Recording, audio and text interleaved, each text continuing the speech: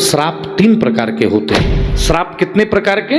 3 प्रकार के श्राप होते हैं, जिसमें एक श्राप है ऋषि श्राप, ऋषि श्राप, सती श्राप और पितृ श्राप। ये 3 प्रकार के श्राप का साहित्य और शास्त्रों में वर्णन है। एक ऋषि श्राप होता है कि कोई संत आपसे कुछ कह दे, कोई संत आपसे कुछ कड़वा कह दे, वो ऋषि श्राप।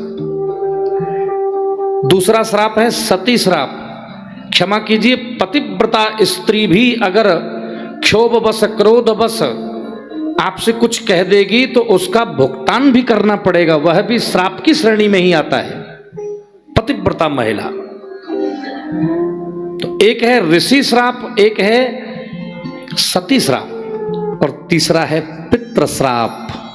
ये भी बड़ा खतरनाक है। माता पिता यद्यपि पुत्र का कभी अहित नहीं चाहते, लेकिन पुत्र जब माता पिता का निरंतर अपमान करता रहे, निरंतर उनको दुखी करता रहे, तो मैं आपसे कहना चाहता हूं कि माता पिता ने अगर व्यथित हो करके तुमसे कुछ कह दिया तो वह पितृ श्राप हो जाएगा। आपके घर के बूढ़े ने, आपके घर के वृद्ध ने यदि आपके प्रति कुछ गलत सोच लिया तो जीवन भर भोगना पड़ेगा आपको। ये पितृ श्राप है। जैसे होता है ना, कुंडली में पंडित लोग कहते हैं भाई ये पितृ दोष है, तो वो तो आचार्य जी जाने, लेकिन हमने पितृ श्राप के बारे में पढ़ा है। पितृ श्राप, कोशिश करिए कि घर के वृद्ध प्रसन्न रहें, घर के बूढ़े प्रसन्न रहें। इनमें सबसे भयानक है ऋषि श्राप।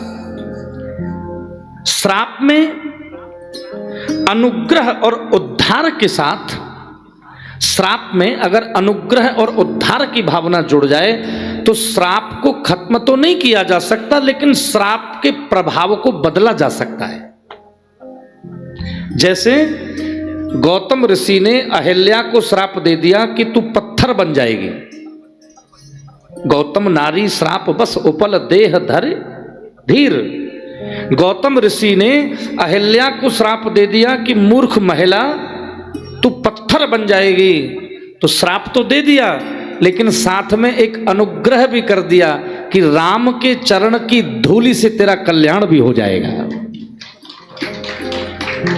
तो आप देखिए कि साधु जब क्रोध भी करता है तो भी साधु के क्रोध में भी जीव का कल्याण छिपा रहता है।